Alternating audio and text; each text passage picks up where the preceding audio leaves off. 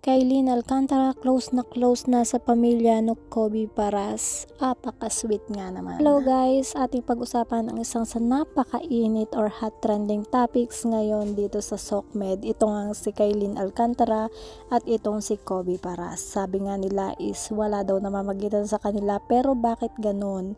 Ang daming nagtatanong, ang daming kinikilig.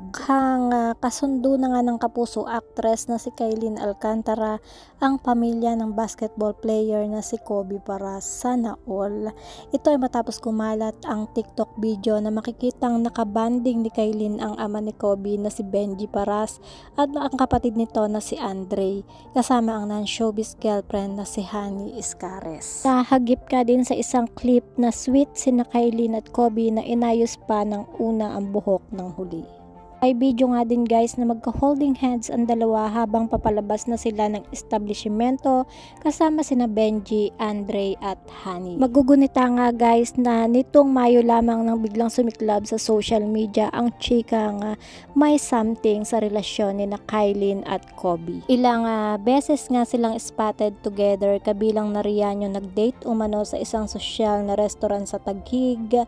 At yung magkasama sila sa birthday party, yung present sa opening ng tattoo shop ng basketball player ang actress, at ang huli ay yung magkasama sila sa GMA Gala 2024. At speaking of GMA Gala, nagulat nga itong si Kobe nang usisain siya ng ilang entertainment press kung girlfriend nga niya ba itong si Kailin.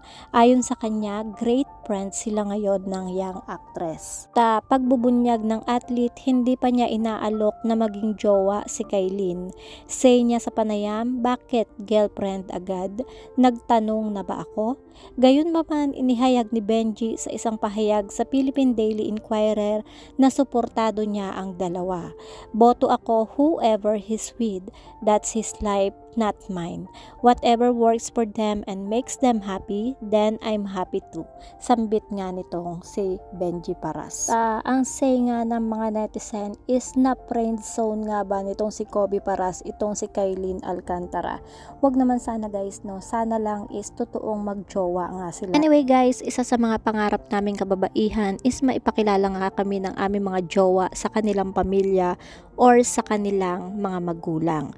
At jackpot ngayon guys, no? Sobrang sarap sa pakiramdam. And pinakita nga lang dito ni Kobe Paras na siya ay may malaking respeto nga dito kay Kailin Alcantara dahil siguro sa pinakilala nga siya dito sa kanyang pamilya. So that's it guys. Kayo, ano ang inyong mga masasabi dito sa hot trending topic na ito? Magkarelasyon na nga ba sila or friend zone nga lang ang nagaganap na ito para sa kanila? Ano ang inyong komento? Ano ang inyong suggestion? Just comment down below, at kung hindi pa kayo nakasubscribe sa aking YouTube channel, kindly hit the notification bell, like and share. Maraming salamat. Ingat po ang lahat and God bless.